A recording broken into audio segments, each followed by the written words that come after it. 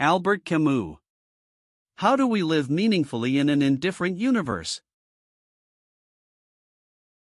Albert Camus, born in French Algeria in 1913, grew up in extreme poverty, raised by a widowed, illiterate mother.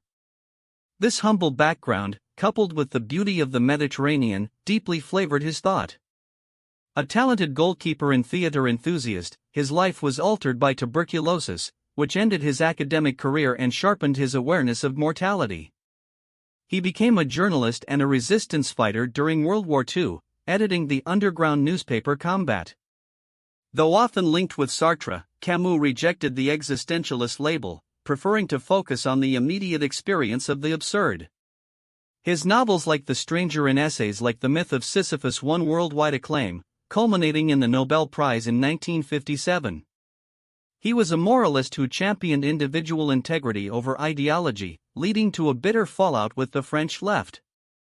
He died tragically young in a car accident in 1960.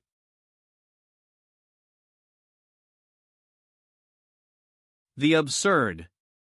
Humans have an innate drive to find meaning and order in the world. We ask why and expect a reasonable answer.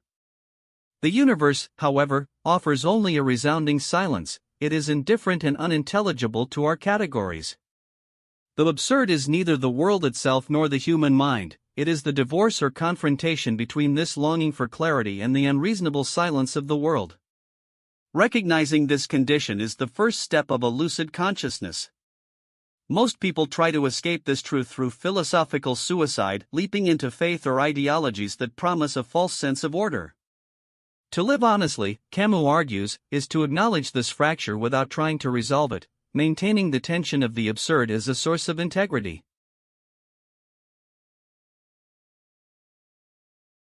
Revolt. Faced with the absurd, the temptation is to succumb to despair or nihilism. However, the proper response is not surrender, but defiance. Revolt is the refusal to accept the absurdity of existence and the injustice of the world, even while knowing they cannot be ultimately defeated. It is a constant confrontation, a no said to a world that crushes the individual.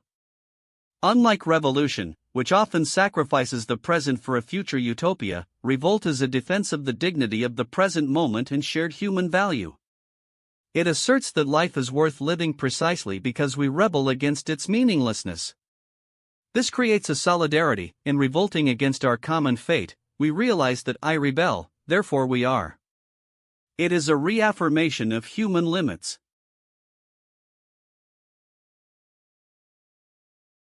The stranger, absurd hero.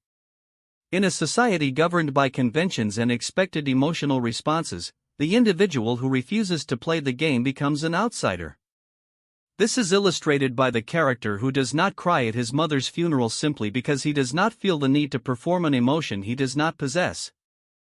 This honesty makes him a monster in the eyes of society, which views his indifference as a threat. This character represents the nakedness of man before the absurd, stripped of illusions, refusing to lie to himself. He lives fully in the sensory present, indifferent to abstract values.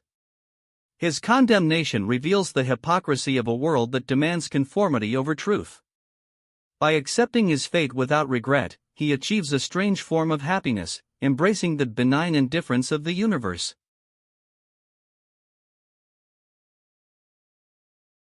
Camus' exploration of the absurd resonated deeply with a world shaken by world wars and nuclear threat.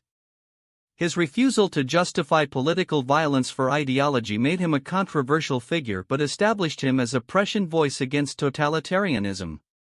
His literary style, characterized by clarity and restraint, influenced minimalism and the Nouveau Roman. The Stranger remains one of the most widely read novels in the world, a rite of passage for students grappling with alienation. His thought continues to inspire those seeking a secular humanism that acknowledges the tragedy of existence without giving in to despair, standing as a defender of moderation and the beauty of life.